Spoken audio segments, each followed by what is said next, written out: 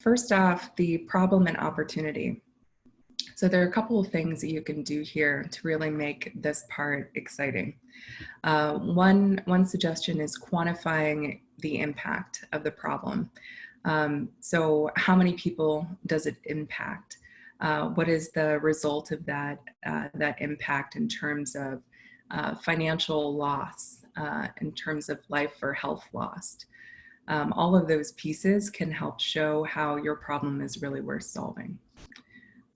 Additionally, you can talk about the timeliness of the solution. This is a really easy one right now because of COVID. So why does your solution need to be built right now above other solutions?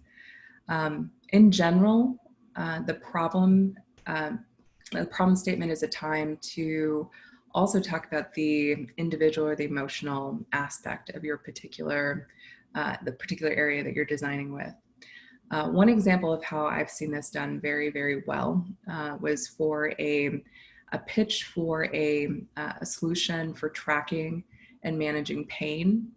And in this case, the person who pitched it, she had worked very closely in case management for people that suffered from chronic pain. She herself was a sufferer of chronic pain, and her own mother had also suffered from chronic pain.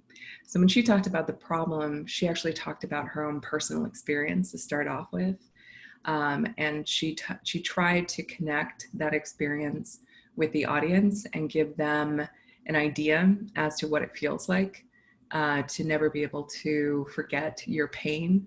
And it was incredibly impactful. I mean, she had all the numbers about how big of a problem it is in our country, at least, or in the US, but bringing it to that personal story, this is one of the few pitches I've seen where people were definitely crying in the audience. It was so emotional.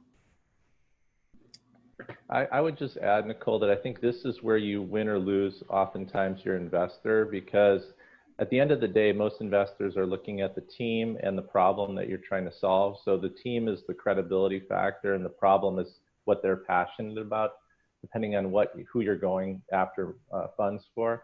So getting this problem, really honed and understanding, making sure you're solving something that really matters is essential. And a lot of people skip over this and get really excited about their demo or their solution, and they really forget to stay on that problem and focus in on that. So don't rush ahead without really defining this well.